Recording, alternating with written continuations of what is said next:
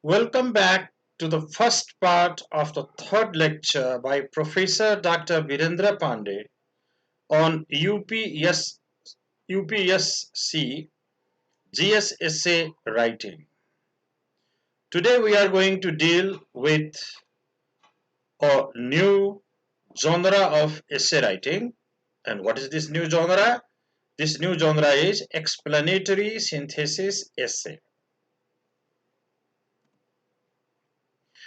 Before you put your pen to paper to write the essay, the first thing you need to do is to understand the given topic.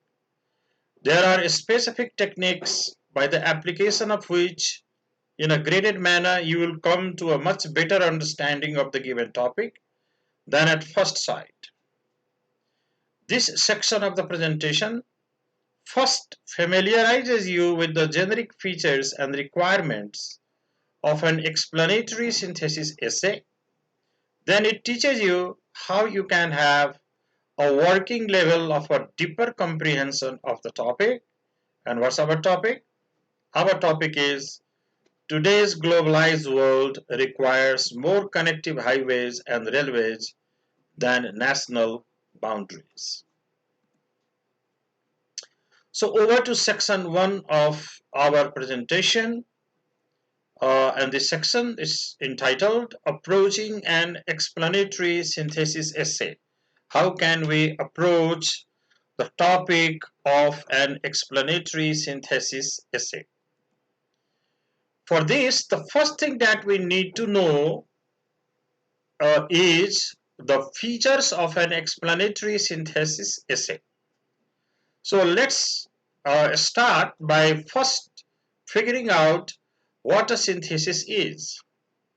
A synthesis is a written discussion that draws on several sources, and the sources may include essays, articles, fiction, that is novels and short stories, narratives, even non-written sources like lectures, interviews, visual medium like a TV serial or documentary or even a film, and your lifetime observations. These things may be the sources on which you will be drawing in order to write a synthesis essay. But the key thing here is bullet point number 2. Look at the second line. Infer relationships. When you synthesize, the thing that you keep in mind is you infer, you correctly guess the relationship among the things appearing in those various sources. And then when you write, you make that very inference of the relationship explicit to your readers. And your synthesis essay overall supports your ideas and helps the readers see the topic you are writing about in a new way. So you are supposed to give a new direction to the ideas that you have, to the relationships that you have inferred from your sources. So what are the guidelines for writing a synthesis essay? First of all, you identify the key points, the key ideas appearing in each of the sources. Then you identify the evidence. So basically, the first 2 bullet points tell you that when you are reading or when you are drawing on sources, to write your synthesis essay, you need to have notes making skill. That is to say, you must have the skill of figuring out what is the thesis, what are the key main ideas, what are the supporting details, kind of things. So once you have your knowledge of the sources in this scientific way, then what you do is that you present those ideas in a summarized or paraphrased. Sometimes you can even quote. You can have a short quotation, but basically you present those ideas in a summarized and paraphrased manner. Important thing, once again, important thing here is that you show how the different sources, how the information that you have drawn from different sources, how the information is related to each other, and whether you agree on everything or you oppose everything, or you partially agree or you partially disagree. A kind of line, what your line is, what your position is. Here the position will be not like that of argumentative essay. Nevertheless, your position must be clear, whether you totally agree with what you have what you are drawing on, or you partially agree, or you partially disagree.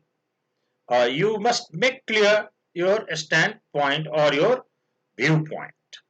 And then when you write the essay, relate the information from the sources to your viewpoint. So your viewpoint becomes the driving force of your essay.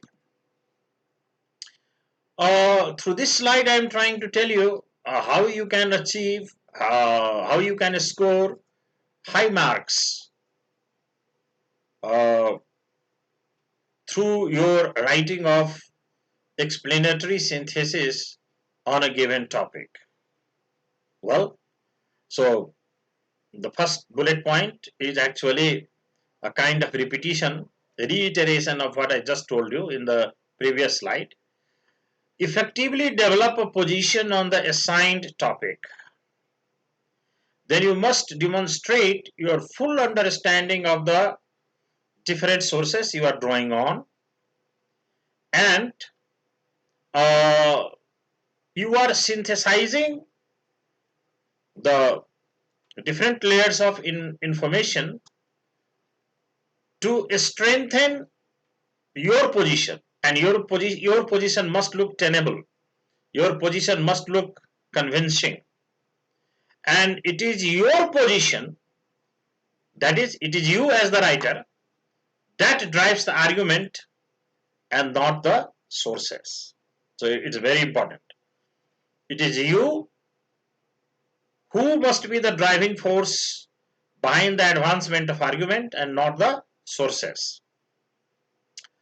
As a writer, as an essay writer, you make no general assertions and you cite specific evidence for each point. Your evidence must be developed. And what is a developed evidence? A developed evidence is that kind of evidence which answers the so what question. So what? So what is a hypothetical kind of question that a reader asks. If a reader asks you, what is your point and why your point is important? So if you answer this question, why your point is important, you are answering the so what question. So basically what I am trying to tell you is that the evidence that you bring in must show the importance of the point you are making. And of course your paper should be very clear, very well organized, very coherent, and it should be a standalone piece rather than an exam response. If you want to get high marks, your essay should not look like as if you are writing it for an exam, Rather, it must stand out. And of course, it must contain no, or if it does, very few grammatical and spelling errors. So, if your essay has these characteristics, these qualities, then you will end up getting very high score for your essay. Now we come to understand how we can unravel. How you can unravel, how can you have a better understanding of an explanatory synthesis statement. What is an explanatory synthesis statement? That is a topic. The given topic is the explanatory synthesis statement, and how you can understand it. So what is our topic? Our topic is today's globalized world requires more connective highways and railways than national boundaries. And what are the steps to understand it, to have a better understanding of this topic? First of all, you concentrate on the content words. First of all, you pick on the content words of the topic. And which are content words? The words are globalized, world, requires, connective, highways, railways, and national boundaries. These are the content words. Then what you should do next? Next, you should substitute these keywords with their synonyms. For example, for globalized, you can have its synonym as world inclusive. For world, you can have globe. For require, you can have call for. For connective, you can have conjugable. For highways, you can have roads. For railways, you can have train lines. And for national boundaries, you can have borders. And it will be still better if you think of antonyms also, if possible. For example, the antonym for globalized can be localized. For require can be does not need. For connective can be detached. And for national boundary can be cosmopolitanism or cosmopolitan. So you can also think of antonyms in this way. So once you have substituted the keywords with synonyms and antonyms, then you translate the statement in your own words in one or two sentences, as I have done here. So see how I have translated it based on the substitutions. The locus of today's world is all-inclusive cosmopolitanism rather than all-exclusive nationalism, and that we need more and more conjugable mechanisms of transportation and communication in place of the national borders that keep citizens of the cosmos detached from each other. So the way I have rendered the statement in my own words, it gives much clearer understanding. For example, cosmopolitanism, which globalization is, or which is one of the prominent features of globalization, it is all inclusive. And contrary to that, nationalism is all exclusive. And connecting mechanisms of transportation and communication, what it does, it helps citizens of the world remain attached or connected to each other. So therefore, today we need more and more of connections rather than things that keep us apart. Now we come to the second section of our presentation, wherein we are going to talk about the writing process for the essay on this topic. Topic is given there once again. Today's globalized world requires more connective highways and railways than national boundaries. And this section of the presentation gives you insight into the initial writing stage of the essay on this given topic. In this initial stage, you think out ideas on the topic, order them, chunk them into possible paragraphs. As in a maths paper, this is the rough work that you must do before you start writing the essay. Otherwise, your ideas will not have the required well-connected shape. So, over to now brainstorming and ordering ideas. In the writing process for any topic, the initial stage, in the initial stage, you need to brainstorm. Brainstorm, that is to say, write each idea or thought that comes to your mind. As you do so, do not think in order. Just let the ideas flow. If you start thinking in order, you will be subjecting your mind to multitasking. As a result, you will not be able to brainstorm sufficient ideas. Therefore, just allow the ideas to flow out. And the bullet points on the left side,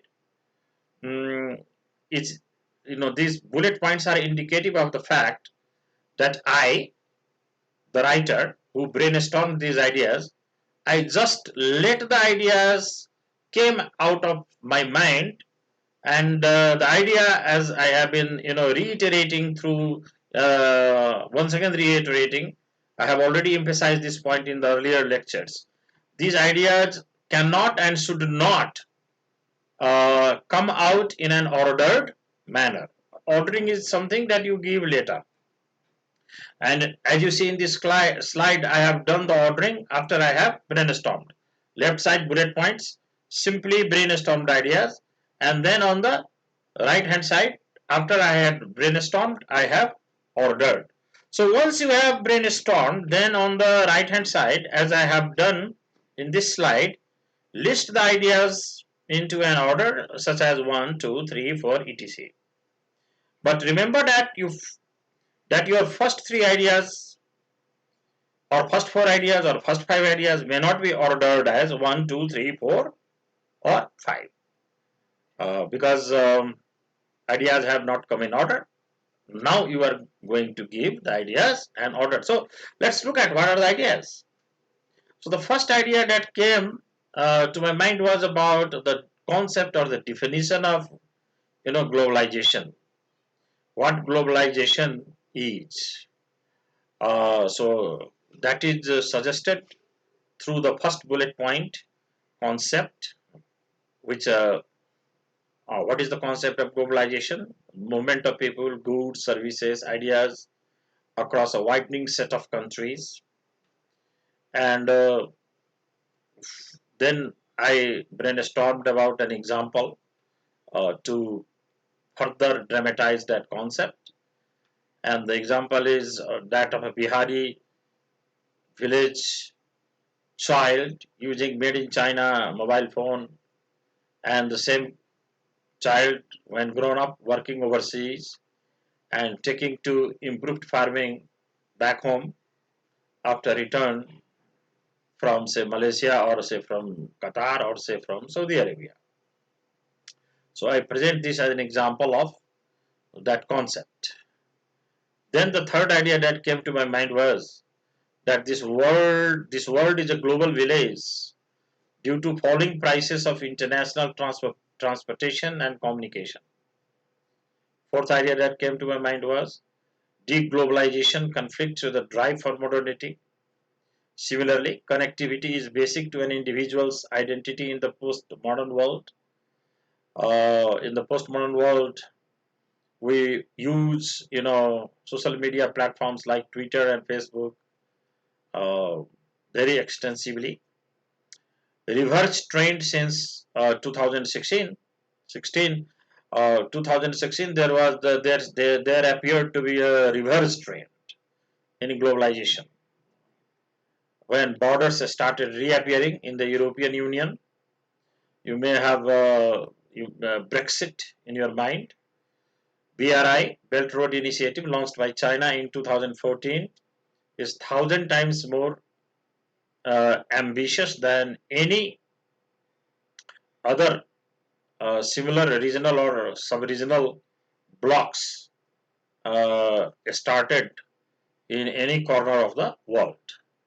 Maritime territorial disputes involving China and the opposition to pan-regional trade agreements such as TPP, signaling a massive swing of a historical pendulum from globalization back to a state sovereignty. Terrorism by IS and outbreak of coronavirus pandemic adds setbacks to globalization. BBIM and BIMSTEC BIMSTEC. These are South Asian sub-regional groups that have come up in recent years, and these sub-regional groups are aimed at easing the restrictions that go with the national borders. Gravity of the pandemic, underscoring, pandemic means this coronavirus pandemic, underscoring the greater need to embrace globalism, better funding of World Health Organization, for example. India's global outreach in the wake of the pandemic, implications of India's response to the pandemic, greater spending and call for Atmanirbhar Bharat, importance of Namaste, yoga, etc. in terms of India's global image versus China's receding image. So these are the ideas that flowed out of my mind. And then on the right side, I have ordered the ideas. So the first two ideas I have kept as 1 and 2. First three ideas I have kept as 1, 2 and 3. But fourth idea I have ordered as 5. And sixth ideas I have ordered as 4. So the right hand side, I have given the brainstormed ideas my own order. Now, next step is to chunk ideas. Chunk the brainstormed ideas which you have already ordered. So for the first paragraph, I have taken 3 ideas from my ordered list. Concept and an example that dramatizes the concept, and a reverse trend in globalization that has come up since 2016. And why have I taken these 3 ideas? Because the main thing that I want to prove by bringing into discussion these 3 ideas is one single main idea, and that is definition of globalization and its 𝐃𝐞𝐚𝐫 and its recent trend. Okay. So for paragraph number 2, I have ideas from 5 to 6, just 2 ideas, 5 and 6. That is deglobalization and connectivity in the postmodern world. By bringing in these 2 ideas, what I am trying to drive home, the main idea that I am trying to prove through this paragraph is connectivity has taken on a positive meaning. Connectivity today in the postmodern world has largely a positive meaning. Then for paragraph 3, I have again 2 ideas, 7 and 8. Sub-regional blocks like BBIM and BIMSTEC and BRI launched by China. And I have these 2 ideas for my main idea, global, regional and sub-regional connectivity blocks today are fast replacing national borders or territorializations. Then for paragraph 4, I have ideas from 9 to 11. 3 ideas for this paragraph. Maritime territorial disputes involving China and the opposition to pan-regional trade agreements such as TPP in Europe and the United States, signaling a massive swing of a historical pendulum from globalization back to a state sovereignty. You know, the America First policy of uh, President Trump. Terrorism and IS and outbreak of coronavirus pandemic as roadblocks or setbacks to globalization. And third point here is gravity of the pandemic, that is coronavirus pandemic, underscoring the greater need to embrace globalism. The case of better funding of World Health Organization. Just today news came that one thing that the new president of America, John Biden, has done is to abrogate the decision of the previous president, the outgoing president, Trump, to stop the funding of World Health Organization. So, and actually, you know, I mean, if we have really to deal with pandemics, a better funding of the World Health Organization is a dire necessity. Now, over to our fifth paragraph. Sorry, go back to fourth paragraph. So, based on ordered ideas number 9, 10, and 11, what is the main thing I am trying to prove? The main thing I am trying to prove is events unfolding since 2016 potentially challenge the thrust of the claim that globalization and state sovereignty do not exist as an oppositional couplet. You know, many people today think that national borders and globalization do not come as opposites. They are not antonymic to each other. But points number 9, 10, and 11 disprove this. Disprove this claim. This is what I am talking about in paragraph 4. In paragraph 5, I have and this is the last paragraph, the last paragraph, penultimate paragraph of the essay, the last body paragraph, because conclusion is a purely cosmetic paragraph, and for conclusion, by now you know that we do not make use of the brainstormed ideas for conclusion. So we have here, we had altogether brainstormed 14 ideas, and here ideas number 12 to 14, 12, 13 and 14. The main idea of this penultimate paragraph of the essay has come, and what is that? Coronavirus pandemic that initially drove countries apart, you know, is poised to promote cosmopolitanism. So coronavirus pandemic, which initially appeared to be a setback to the efforts of globalization, is actually poised to promote globalization. So that's the point I am making through this penultimate paragraph. That is the last body paragraph.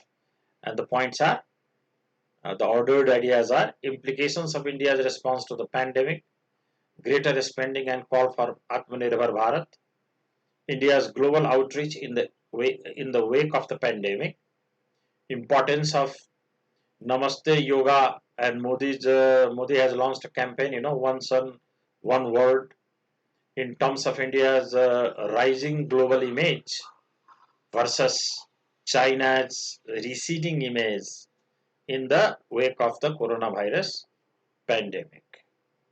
So basically, this is how I have planned to use those 14 ideas for the draft of the essay, and based on the chunking of the idea, here is the whole structure of the essay.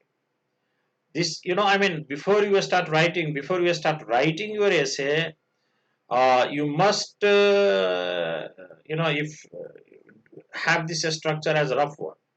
If you do not have this structure as a rough work, at least make a mind map, because without this structure, if you start writing your essay, will not have the required connection and coherence. So based on the body paragraph ideas 1, 2 and 3, I have 1, 2, 3 and 4, I have the thesis statement. This essay explains the outlook for what seems to be poised as the new phase of globalization, marked with some significant regressive steps. So the third phase of globalization shows that globalization has taken some serious hits, regressive steps, steps inimical to the advancement of globalization. So given this, what is the outlook? That outlook I am trying to explain through this explanatory synthesis essay. Okay, so in the third section, which will be the second part of the lecture, I will have the whole draft of the essay. For today, this much only. See you in the next class. Thank you very much.